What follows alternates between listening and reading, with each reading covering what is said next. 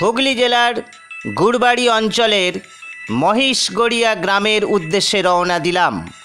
আজ 30শে জুন, হুল দিবস। বিভিন্ন জায়গায় হুল দিবস পালন হচ্ছে। হুগলি জেলার মহিষগড়িয়া গ্রামেও হুল দিবস পালন হচ্ছে।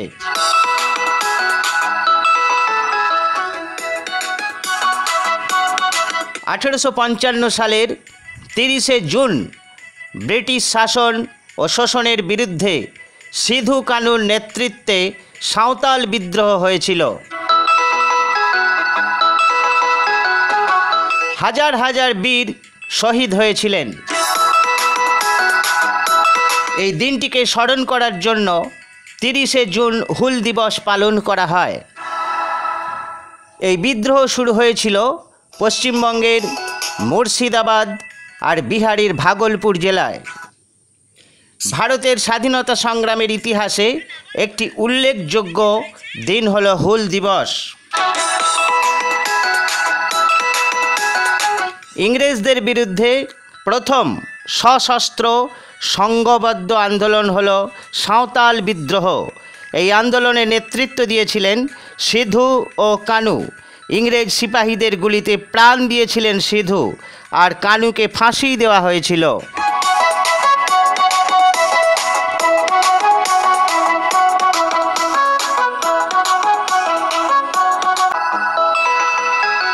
সাঁওতাল বিদ্রোহের মূল লক্ষ্য ছিল ব্রিটিশ সৈন্যবাহিনীর অত্যাচার থেকে নিজেদের রক্ষা করা, একটি স্বাধীন সার্বভৌম সাঁওতাল রাজ্য গড়ে তোলা।